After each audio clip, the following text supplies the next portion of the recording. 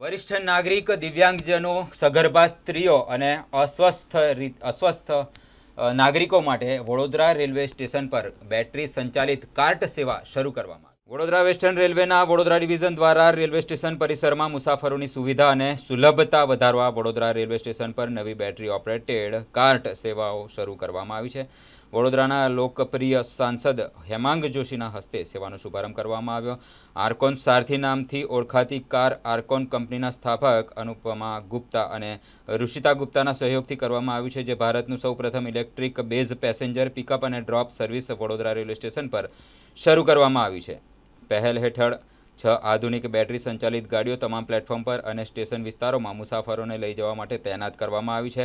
આ vehicle platform number 1 થી 6 સુધી તમામ જગ્યાએ પરિવહન કરી શકશે. હાલમાં BOCSથી વિપરીત, જે હાલમાં મુખ્યત્વે પ્લેટફોર્મ નંબર 1 પર એક્સેસ પ્રદાન કરે છે, નવા રજૂ કરાયેલા BOCS મુસાફરો માટે વધુ સુવિધા અને હલનચલનની સરળતા સુનિશ્ચિત કરીને તમામ પ્લેટફોર્મ પર કનેક્ટિવિટી પ્રદાન કરવામાં સક્ષમ હશે. સેવાનો હેતુ ખાસ કરીને વરિષ્ઠ નાગરિકો, દિવ્યાંગજનો, સગર્ભા સ્ત્રીઓ અને તબીબી રીતે અસ્વસ્થ મુસાફરોને મદદ કરવાનો છે. BOC ફક્ત મુસાફરોને લઈ જવા માટે અને સામાનના પરિવહન માટે બનાવેલ નથી. રેલવે વપરાશકર્તાઓના લાભ માટે સેવા 24 કલાક ઉપલબ્ધ રહેશે. વડોદરા સ્ટેશન પર મુસાફરોના અનુભવમાં સુધારો કરશે. પશ્ચિમ રેલવેનો વડોદરા ડિવિઝન વધુ સારા મુસાફરી અનુભવ માટે આધુનિક પેસેન્જર ફ્રેન્ડલી સુવિધાઓ અને બહેતર સ્ટેશન સેવાઓ પ્રદાન કરવા માટે પ્રતિબદ્ધ છે. આ પ્રસંગે વડોદરા ડિવિઝનના DRM Raju Bhadke, senior DCM Narendra Kumar, DRUC સભ્ય ભરત ગુપ્તા, BRG ગ્રુપના CMD સરગમ ગુપ્તા, અજય કશ્યપ, મોનિશ અગ્રવાલ તથા રેલવે અધિકારીગણ ઉપસ્થિત રહ્યા હતા અને કુલીભાઈઓ પણ સાથે જોડાયા.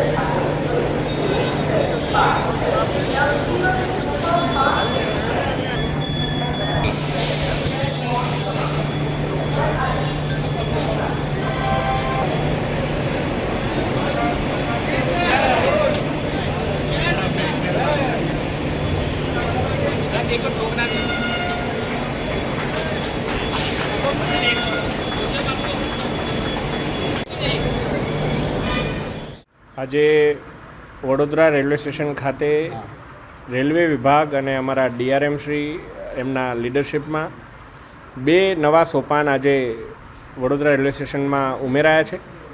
એક તો એક ડિજિટલ બોર્ડ કે જે સેલ્ફ એક્સપ્લેનેટરી બોર્ડ, અને આ બોર્ડની અંદર જ્યારે પણ મુસાફર આવે અને પ્લેટફોર્મમાં અંદર જાય પહેલાં એને બધી જ વિષયમાં ખબર પડે, ક્યાં ભોજનની વ્યવસ્થા છે, ક્યાં શૌચાલયની વ્યવસ્થા છે, ક્યાં પ્લેટફોર્મ ટિકિટ મળે છે, કયા પ્લેટફોર્મ કઈ બાજુ આવેલા છે, ક્યાં એસ્કેલેટર છે, ક્યાં લિફ્ટ છે, ક્યાં સીડી છે, બધી જ વસ્તુની એમને જાણ થાય એવું એક માર્ગદર્શિકાનું બોર્ડ આજે લોક ભાગીદારીથી એમણે ત્યાં ઊભું કર્યું છે. એનું આજે ઉદ્ઘાટન કરવામાં આવ્યું.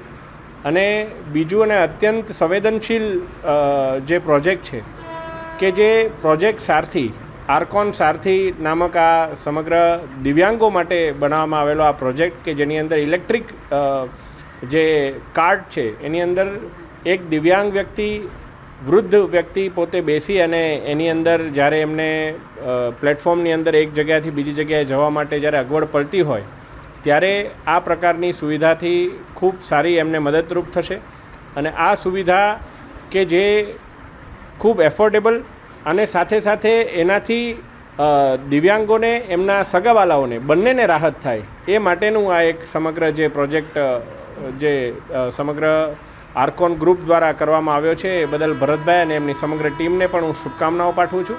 અને આ બંને પ્રોજેક્ટ કે જે વડોદરા આપણું રેલવે સ્ટેશન એવું છે કે જેની અંદર એક પછી એક first time in the country એવા ઘણા બધા પ્રોજેક્ટ્સ ઉમેરાતા જાય છે. અને એનું શ્રેય હું અમારા DRM શ્રી અને એમની લીડરશિપની અંદર મારા DCM શ્રી સમગ્ર ટીમને પણ હું આપું છું કે હંમેશા કંઈક નવું કરવાની એમનો વિચાર હોય છે. અને નવું કરવા સાથે સાથે જે અહીંના સ્ટેક હોલ્ડર્સ છે એ લોકોને પણ કોઈ નુકસાન ના થાય, એમના હિતોને પણ કોઈ વાંધો ના આવે, એનું પણ તેઓ ધ્યાન રાખી રહ્યા છે.